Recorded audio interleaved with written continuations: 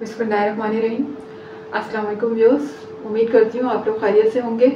आपको अपने चैनल में हिना में वेलकम कहती हूँ।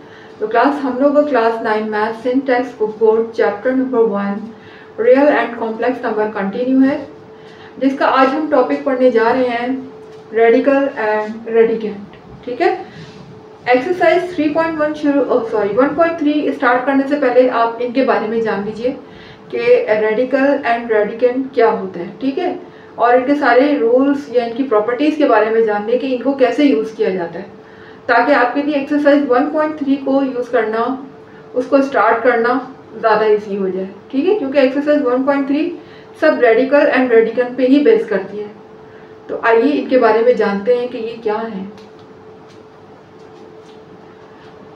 अच्छा, रेडिकल एंड रेडिकेंट्स के बारे में पहले हम जानते हैं कि पहले रेडिकल की डेफिनेशन देख लें। क्या होता है रेडिकल?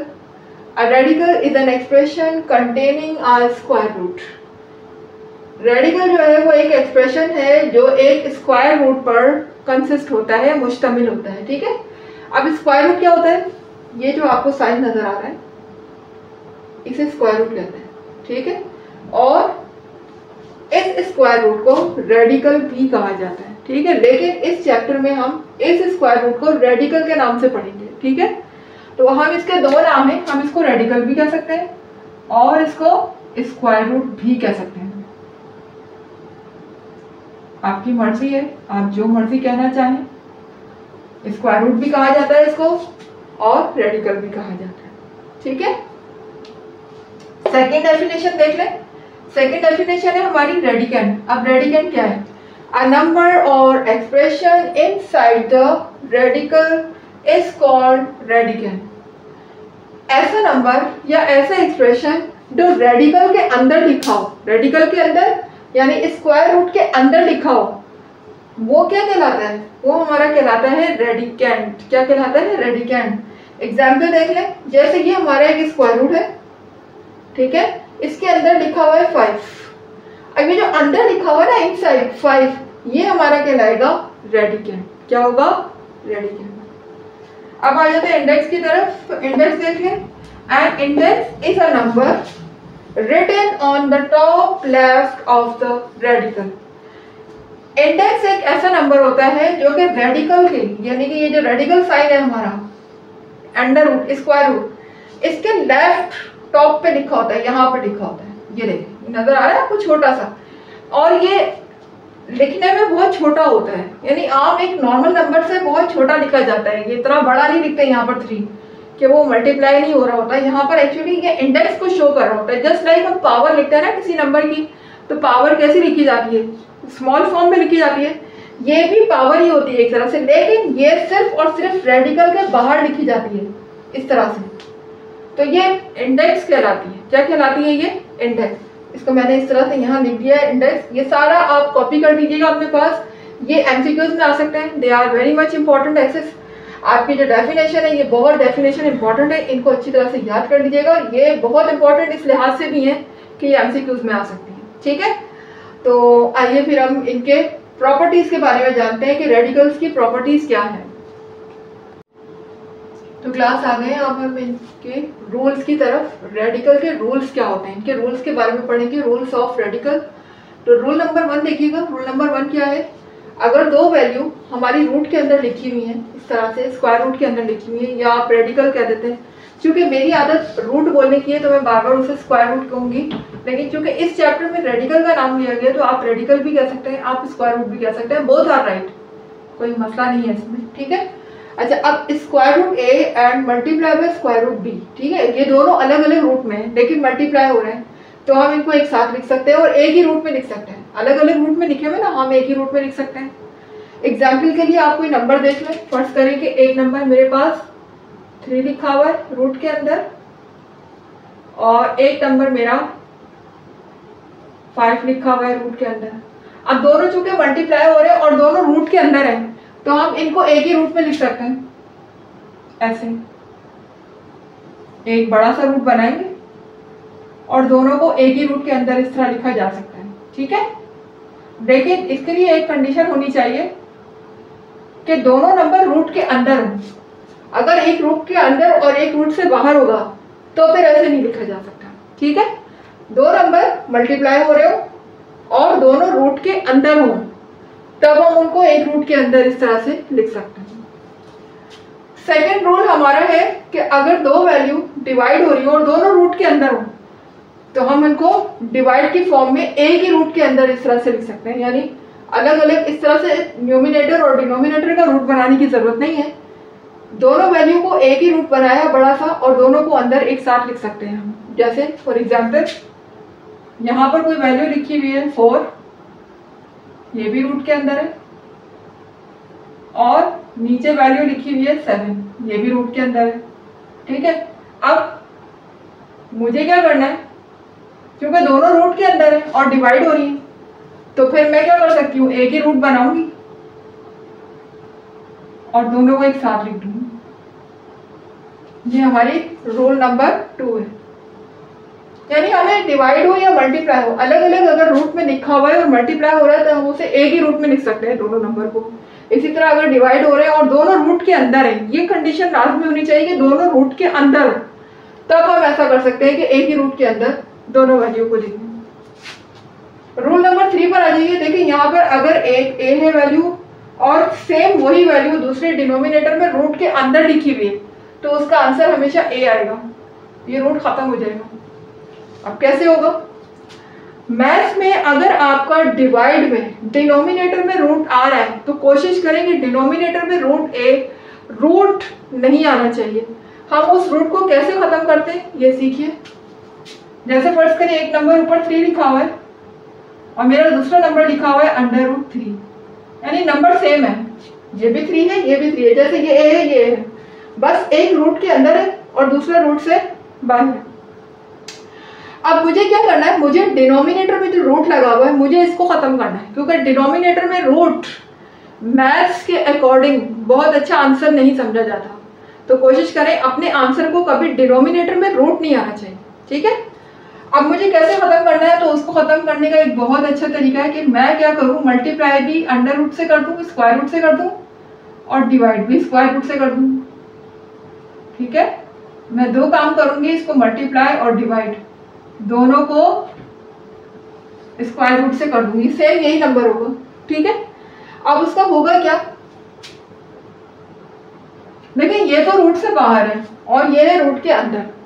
ठीक है, अब ये तो कभी भी एक दूसरे से मल्टीप्लाई नहीं हो सकते, हाँ साथ लिखा जा सकता है इनको, जो रूट से बाहर है वो रूट से बाहर ही रहेगा, जो रूट के अंदर है वो रूट के अंदर ही रहेगा।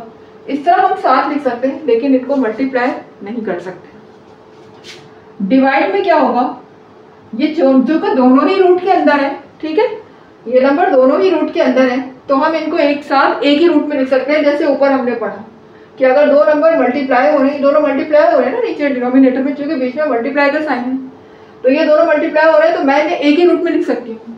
फॉर एग्जाम्पल मैंने एक रूट लगाया और मैंने यहाँ पर दोनों को एक साथ लिख दिया। अच्छा, अब रूट क्या होता है, अगर दो नंबर एक जैसे हैं मेरे पास 3 3, तो मैं क्या करूंगी, इनका पेयर बना लूंगी। देखिए पेयर बन गया ना, ये दोनों सेम नंबर एक जैसे हैं, तो जब सेम नंबर हो वो रूट से क्या आ जाते हैं, बाहर आ जाते हैं, कभी भी वो सेम नंबर रूट के अंदर नहीं रहते। हाँ, अगर ये नंबर अलग अलग होते तो फिर रूट से बाहर नहीं आ सकते, लेकिन अभी ये दोनों नंबर क्या है, सेम है, हम इन्हें रूट से बाहर ले आएंगे। जब ये रूट से बाहर आएंगे तो 1 3 बन जाएगा, ये डबल 3 नहीं रहेगा बल्कि ये सिंगल 3 हो जाएगा, पेयर खत्म हो जाएगा। अब क्या होगा, ये 3 से ये 3 कैंसिल हो जाएगा। ठीक है,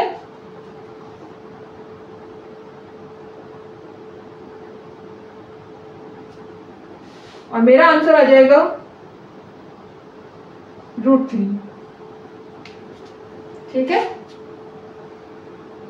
सॉरी इसके ऊपर रूट था, मैंने गलती से रूट नहीं लगाया, आप देख लीजिए। a/√a है इज इक्वल टू, इसका आंसर √a में आना चाहिए, तो हमारा आंसर भी किसमें आया, √3 में आया। ठीक है, अब जरा देख रहे हैं रूल 4। रूल 4 में क्या है, दो सेम नंबर है, ये भी √a है मल्टीप्लाई ये भी √a है।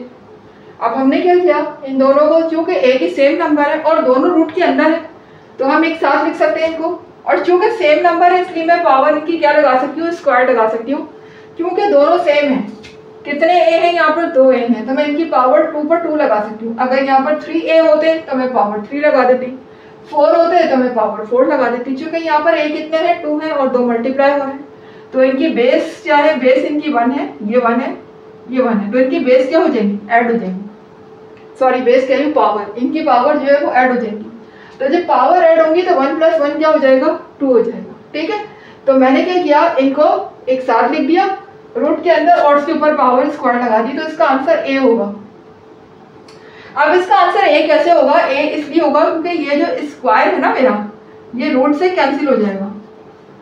अब आप कहेंगे ये कैसे हो गया, रूट से कैंसिल कैसे हो गया, तो भाई ये जो रूट होता है ना, रूट एक्चुअली में ये इक्वल होता है 1/2 के। किसके इक्वल होता है, 1/2 के। तो जब 1/2 की पावर, जब हम इसकी, ये इंडेक्स है, अब इंडेक्स पे कोई नंबर नहीं लिखा हुआ, कोई भी इंडेक्स, अभी आपको जैसे मैंने बताया इसके रूट के साथ कोई इंडेक्स नहीं लिखा हुआ, तो जब कोई नंबर नहीं होता तो उसका मतलब 2 है। और जब हम उसको एक्सपोनेंट बनाते हैं तो 1/2 हो जाता है, तो 1/2 2 से कैंसिल हो जाता है। वो कैसे होगा, यहाँ एग्जाम्पल में समझें आप। जैसे फर्ज करें एक नंबर मेरा यहाँ पर लिखा हुआ है 7, ठीक है, रूट के अंदर है, और दूसरा नंबर भी क्या लिखा हुआ है, 7, ठीक है। अब इन दोनों को मैं एक ही रूट में लिख सकती हूँ और 7 का मैं स्क्वायर कर सकती हूँ, क्योंकि 2 7 है ना मेरे पास, तो मैं 7 का क्या कर सकती हूँ, स्क्वायर। ये मैंने 7 का स्क्वायर कर लिया, ठीक है। अब ये स्क्वायर रूट से कैसे कैंसिल होगा, ये देखें जरा। ये जो रूट है ना मेरे पास, रूट अभी ये किस फॉर्म में है, रूट की फॉर्म में है, यानी कि इंडेक्स की फॉर्म में, इसके साथ इंडेक्स लगा हुआ है। कोई इंडेक्स नहीं है, इसका मतलब यहाँ क्या लगा हुआ है, छोटा सा 2 लिखा हुआ है इधर। आप सपोज कर लें अगर यहाँ पर कोई इंडेक्स ना हो तो यहाँ पर क्या लगा हुआ है, 2। अब जब मैं इसे एक्सपोनेंट बनाना चाहूंगी, यानी मैं इसको पावर बनाना चाहूंगी, तो मेरा हो जाएगा 7 की पावर 2 और होल पावर 1/2। अब ये 2 जब पावर 1/2 से मल्टीप्लाई होगी तो यहाँ 2 से 2 कैंसिल हो जाएगा। मैंने यहाँ पर डायरेक्ट कर दिया था कैंसिल, आप इसको डायरेक्ट भी कैंसिल कर सकते हैं, लेकिन ये बताने का मेरा मकसद सिर्फ ये था कि जब हम इस इंडेक्स को पावर बनाते हैं तो वो पावर 1 से क्या हो जाती है, डिवाइड हो जाती है। जब 1 से डिवाइड हो जाती है तो जाहिर है कि ये क्रॉस कैंसिलेशन हो जाएगी दोनों पावर में, ये 2 बगैर उसके लिखा हुआ है 1 के, और ये 1/, नीचे लिखा हुआ है, तो इस तरह क्रॉस कैंसिल हो जाएगी, दोनों 2 आपस में कैंसिल हो जाएंगे और मेरा आंसर क्या आ जाएगा, सिर्फ 7। यही यहाँ पर बता रहे हैं कि जब ये रोड आपस में मल्टीप्लाई होता है तो आंसर ए आता है, तो ए का मतलब मेरा वो नंबर आंसर आएगा। ठीक है, एग्जाम्पल से आपको ज़्यादा अच्छा समझ आएगा, एग्जाम्पल ज़रूर देखिएगा। अच्छा देखिए यहाँ पर क्या हो रहा है, रोल नंबर 5 में अगर 2 नंबर मेरे पास डिवाइड हो रहे हैं और दोनों सेम है, स्क्वायर रूट में है, यानी कि ये भी स्क्वायर रूट है, ये भी स्क्वायर रूट, इसका आंसर 1 आएगा। कॉमन सेंस की बात है, जाहिर है अगर न्यूमिनेटर और डिनोमिनेटर में एक ही वैल्यू लिखी हो तो वो तो वैसे भी कैंसिल हो जाती है ना। ये देखें ये भी ए रूट है, ये भी ए रूट है, तो वैसे ही आंसर 1 आ गया। इसको तो मतलब समझाने की जरूरत ही नहीं है ना। अगर मैं यहाँ पर भी ऊपर भी √7 लगा दूँ, कोई और ले लेते हैं आप, फर्स्ट करें मैं यहाँ पर ले लेती हूँ 9, ठीक है, नीचे भी 9 ले लेती हूँ और दोनों रूट के अंदर है, तो मैं क्या कर सकती हूँ, दोनों को कैंसिल कर सकती हूँ क्योंकि दोनों रूट के अंदर है, तो इसका आंसर क्या आ जाएगा, 1 आ जाएगा। ठीक है, अब नीचे रोल नंबर 6 देखिएगा।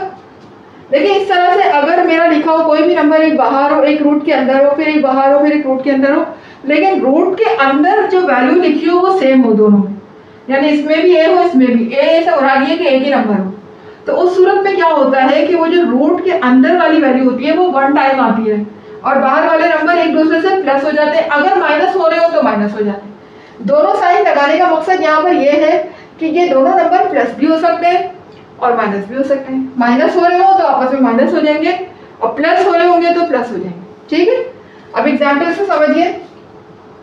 फर्स्ट करिए एक नंबर मेरे पास लिखा हुआ है 9 और रूट के अंदर मेरे पास लिखा हुआ है 5, फिर बीच में प्लस की साइन, फिर यहाँ पर लिखा हुआ है 7 जबकि अंदर ब्रैकेट में लिखा हुआ है 5। देखिए अब रूट के अंदर जो वैल्यू मैंने लिखी हुई है वो क्या है, सेम है, बिल्कुल ऐसी जैसे यहाँ पर सेम थी। ये आपको नजर आ रही है सेम। अब इसको प्लस करने का क्या तरीका होता है, इसको प्लस करने का तरीका ये होता है कि ये जो दो वैल्यू रूट के अंदर लिखी हुई है और ये सेम है, तो ये एक दफा आएंगी। प्लस जब हम करेंगे तो ये कितनी दफा आएंगी, 1 टाइम आएंगी। और 9 जो रूट से बाहर लिखी हुई है वैल्यू, वो आपस में क्या हो जाएंगी, प्लस हो जाएंगी। 9 प्लस 7 हो गया, ये दोनों रूट से बाहर थे, और जो वैल्यू रूट के अंदर थी वो एक ही दफा आ जाएगी बस। ये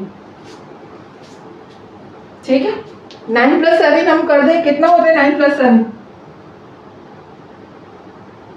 9 प्लस 7 कितना होता है, 16। ठीक है, 9 प्लस 7 हमारे होंगे 16। 16 रूट 5। ठीक है, ये हमारा आंसर हो जाएगा। तो अगर ये चूंकि यहाँ पर किसके थे, प्लस के थे, तो हमने प्लस कर दिया। अगर ये माइनस के होते तो हम माइनस कर देते। ठीक है, अब आ जाते हैं रूल 7 की तरफ। तो रूल 7 में देखिएगा क्या कह रहे हैं।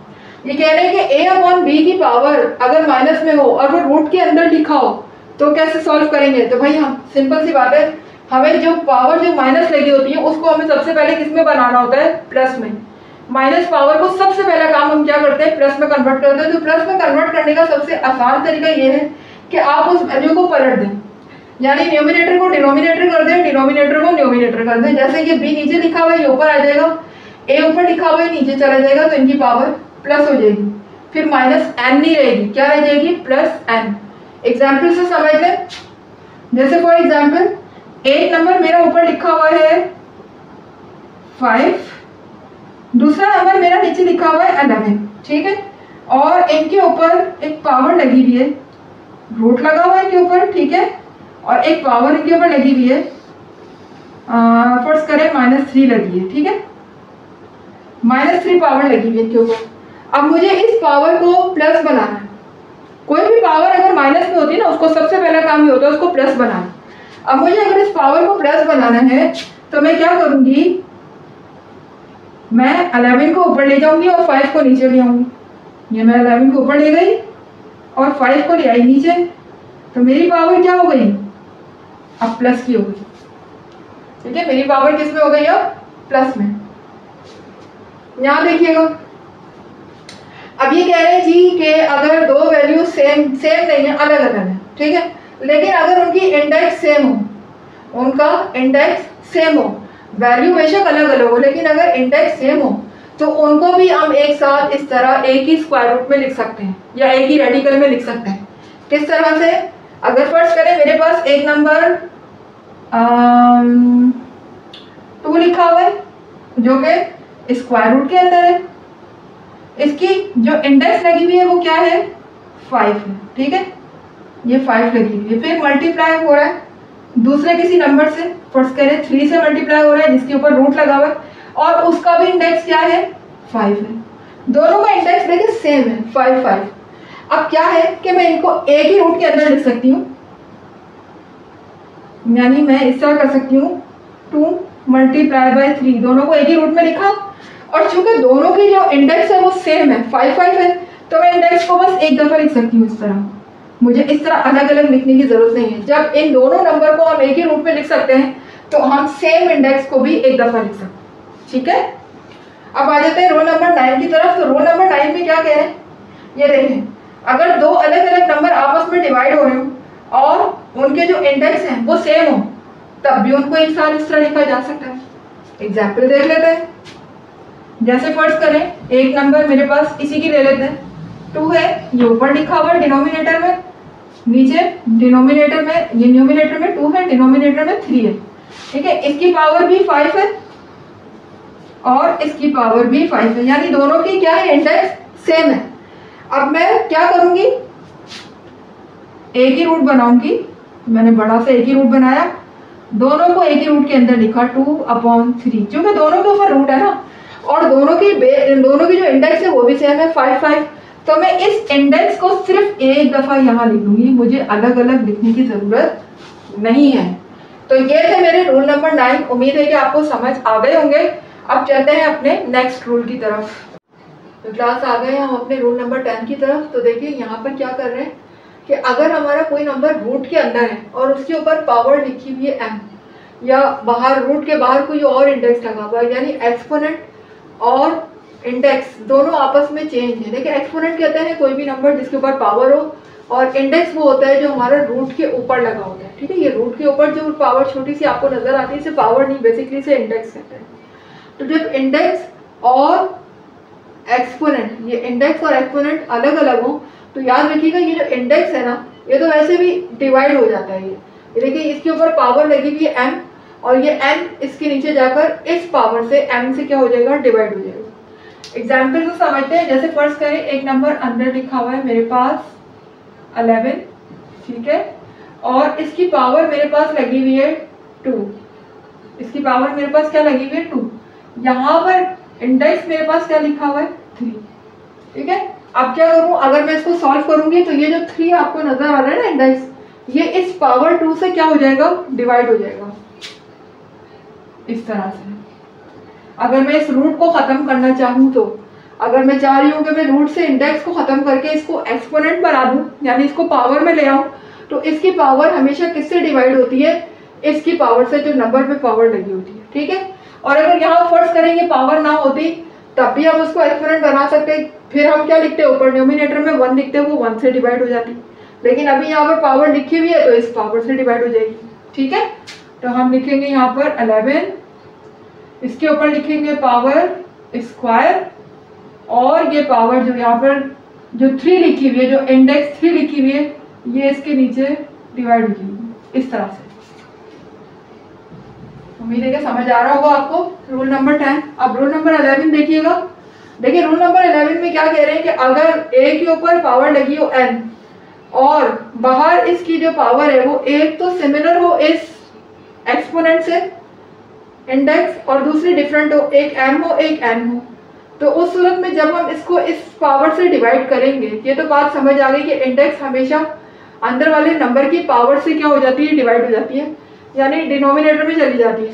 तो उसका होगा क्या, ये देखिए ये जो ऊपर n लिखा हुआ है इसकी पावर, और ये जो डिनोमिनेटर में डिवाइड होकर आई है, इंडेक्स को हमने नीचे ले आए हैं, जब हमने इसको एक्सपोनेंट फॉर्म में चेंज किया तो ये n से n क्या हो गई, कैंसिल हो गई, और मेरे पास सिर्फ क्या रह गया m, तो इसकी पावर क्या हो गई 1/n, a की पावर 1/n। अब ये आप एग्जाम्पल से समझ सकते हैं इस तरह से, जैसे मेरे पास एक नंबर अंदर 7 लिखा हुआ है, ठीक है, और बाहर मेरे पास दो नंबर मल्टीप्लाई हुए हैं। फर्स्ट करें 3 मल्टीप्लाई बाय 4, ठीक है।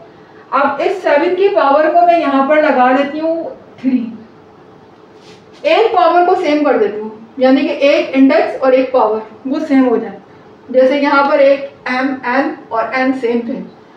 अच्छा, अब मैं इस इंडेक्स को क्या कन्वर्ट करती हूँ, एक्सपोनेंट में कन्वर्ट करती हूँ। तो देखिए एक्सपोनेंट में कन्वर्ट कैसे होगा, 7 की पावर हो जाएगी 3, और ये जब मैं इसको रूट से एक्सपोनेंट बनाऊंगी तो ये डिवाइड में आ जाएगा, यानी 3 मल्टीप्लाई बाय 4 इस तरह से डिवाइड में आ जाएगा।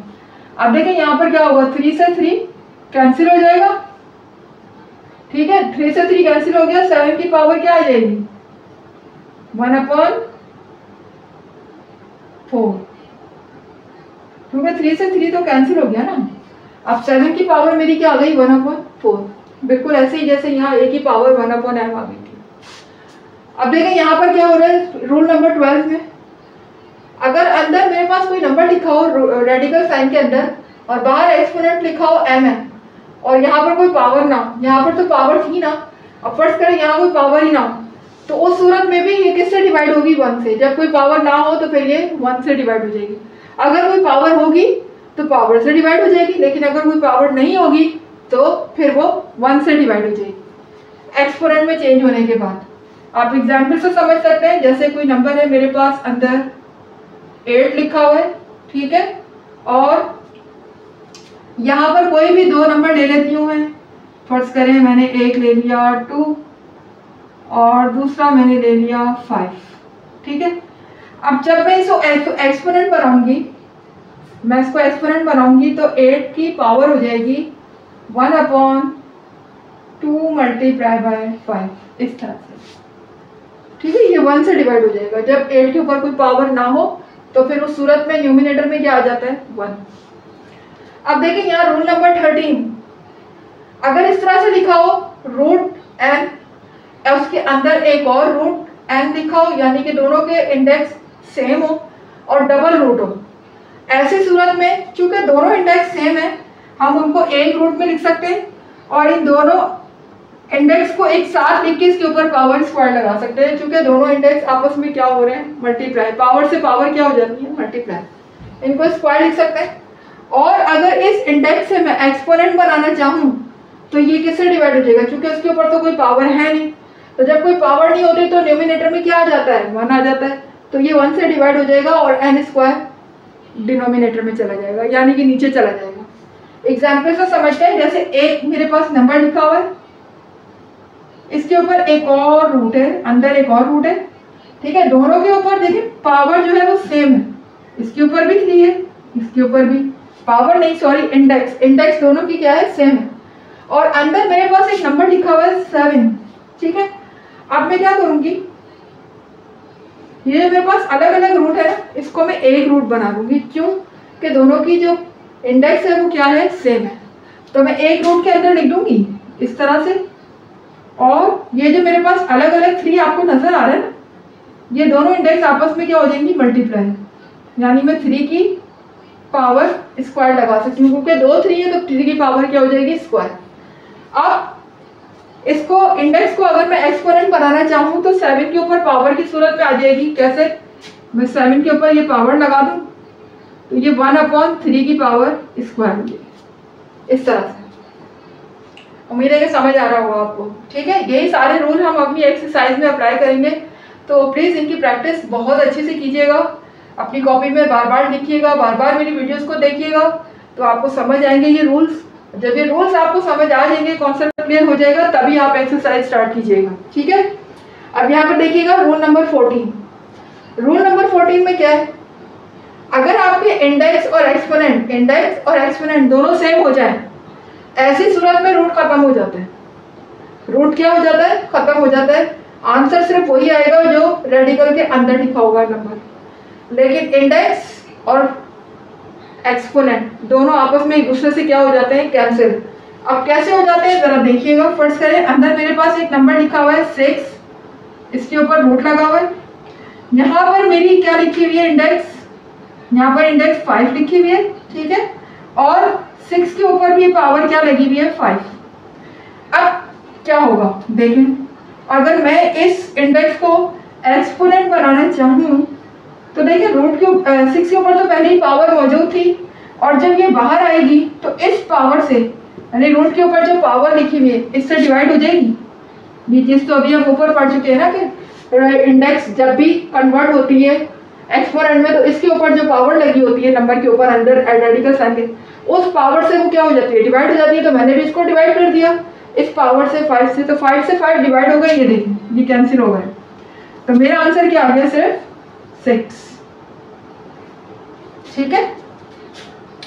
अब यहाँ देखिएगा ये लिखा हुआ है कि रूट a की पावर n हो और रूट a की पावर n हो और उनके इंडेक्स भी सेम हो। तो मैंने आपसे पहले भी कहा कि चूंकि दोनों वैल्यू ही सेम है, न्यूमिनेटर और डिनोमिनेटर जब सेम हो जाए, बिल्कुल एक जैसे हो, देखिए सेम है, एक जैसे, a की पावर भी यहाँ भी n है, यहाँ भी इंडेक्स सेम है, ये भी सेम है, वो तो वैसे ही कैंसिल हो जाते हैं ना, न्यूमिनेटर से डिनोमिनेटर वैसे ही कैंसिल हो जाएंगे अगर वो सेम होंगे, बिल्कुल एक जैसे, तो हम उन्हें कैंसिल कर देंगे। एग्जाम्पल से देख लेते हैं, एग्जाम्पल से कैसे समझेंगे आप। फर्स्ट करें, अंदर मेरे पास एक नंबर लिखा हुआ है, रूट के अंदर मेरे पास 13 लिखा है और नीचे भी डिनोमिनेटर में भी 13 लिखा हुआ है, ठीक है, और इनकी जो इंडेक्स है वो भी सेम है। फर्स्ट करें, इसकी इंडेक्स 3 है, इसकी इंडेक्स भी क्या है, 3 है। अब देखिए न्यूमिनेटर और डिनोमिनेटर बिल्कुल एक जैसे हैं, सेम है, तो जब न्यूमिनेटर और डिनोमिनेटर सेम हो जाए तो वो तो वैसे ही कैंसिल हो जाएंगे, ये कुछ करने की जरूरत ही नहीं है।